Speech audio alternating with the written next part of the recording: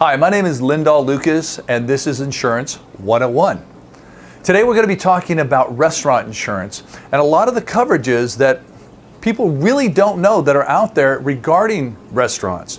And there are specific coverages that will make or break a business, especially when there's a claim. And if you don't have some of these coverages, you really need to take a look at it, and you really need to, I would tell you would need to add them. Make sure that they're in your policy. It's funny because not all policies have all the same coverage. And unless you're knowledgeable, unless you're an expert in the field, which I am, then you might not know how to look for them. So as an insurance broker, one of the things that I do is that I shop the entire market to try to find the right coverages at the right price for my clients.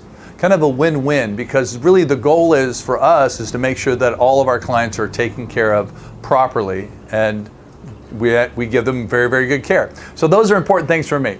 Anyways, hold tight, we're gonna get this thing going, and I'm gonna start talking about some coverages right now.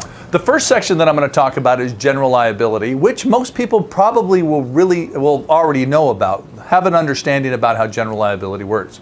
Basically, general liability covers your business for anything that you could be liable for.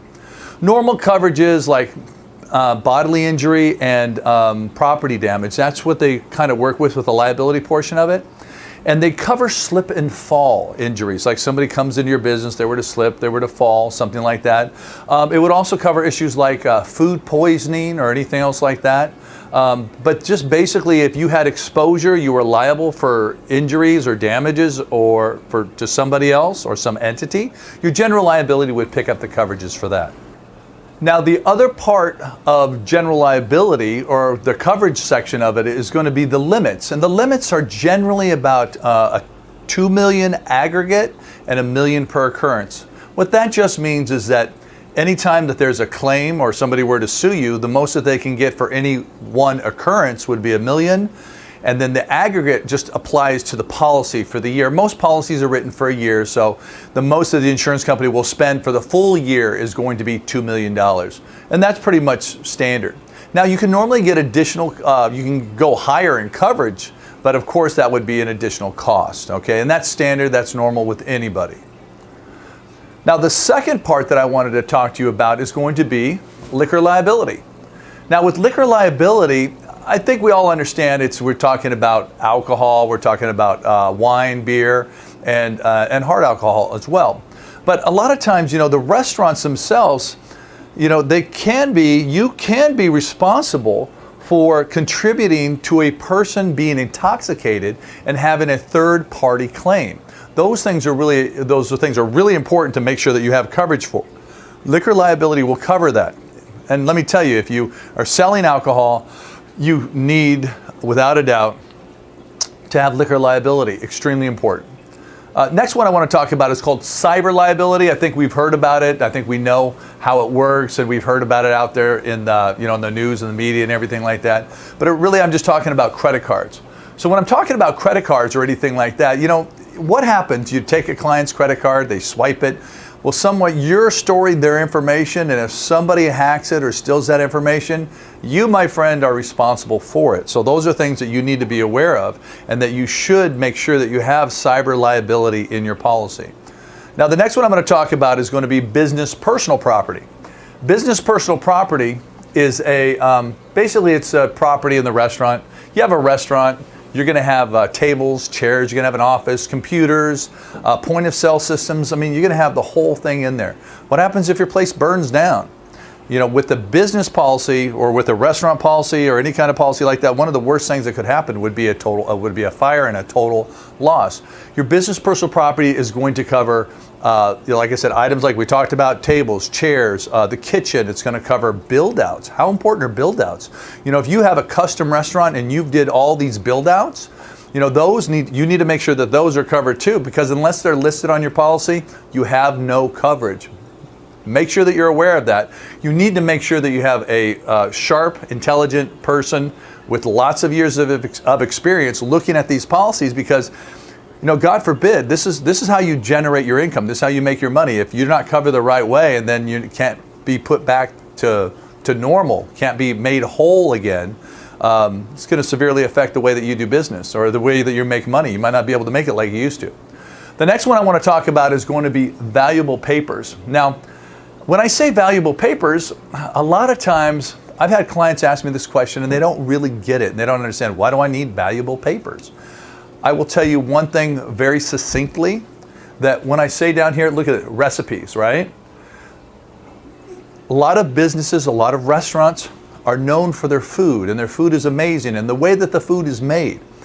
If you lose all the recipes in your business because of a fire, how are you going to get that recipe back? Valuable papers will pay to have those recipes redone, reconfigured. You can have a chef come in and sit down and redo those recipes. That way your business can start working like it did before. And if you were to lose that information, if you were to lose the Colonel Sanders secret recipe for chicken, right? How would you figure that out again? Well, a lot of times what most businesses will do, they'll bring another chef in, maybe somebody who's really talented, sit down and try to recreate the recipe. That costs money. So valuable papers will cover that. It's a very good coverage.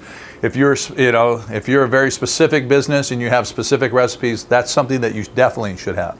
Now, the next one I'm going to talk about is called business income and extra expense. Now, when you look at it here, I want you to understand what I'm talking about. So a business income, extra expense. Well, basically, business income is I'm dealing with lost revenue or income.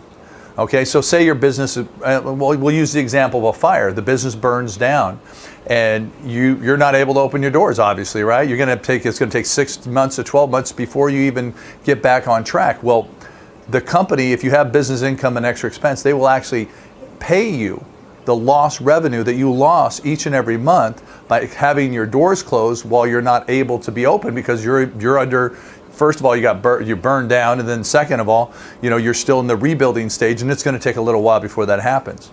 The extra expense part is it's extra expenses incurred due to the loss, due to the actual loss. So a lot of times, you might have to, who knows, you might have to move to a new location. There's extra expenses there. Rebuilding, you might have extra expenses there. There's a lot of other things like that make it that are there as well. But one of the things that most people don't know about is advertising. Your insurance company will actually pay for the advertising for you to get your old clients back. Who knew that? Most people don't know that. But if you have to move your business, if your business was shut down, it's a horrible fire, well, how are you going to get them back? You're going to have to, if you didn't have this coverage, you're going to have to pay money to start marketing and advertising and let people know, hey, we're back, we're open, come back and see us. That's one of the things that it does, which is very, very good.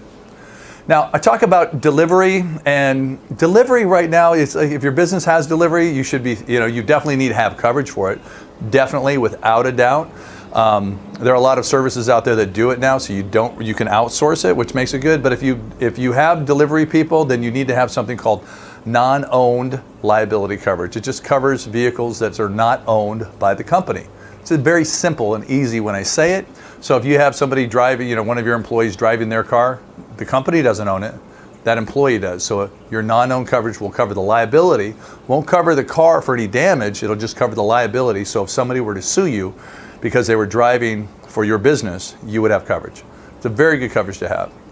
Now, the next one I'm talking about, last thing we'll talk about before we stop here, is workers' comp. Now, workers' comp is a separate video, and I'm going to talk more in detail and depth about that later. But for right now, if you have employees, you need workers' comp. It's a state law, it's a requirement. You can't get around it.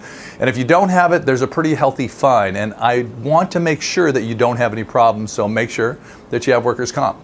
Now, that's it for our video on restaurant insurance. If you have any questions, if you'd like to get a quote, if you're looking at opening a new business, or if you've been in business for the last 10, 20, 30 years and you'd like to get a competitive quote, please give me a call. My name is Lindahl Lucas. I'm with Lucas Insurance Services. Been doing this for over 30 years, and I would love to talk to you about your insurance. Have a great day.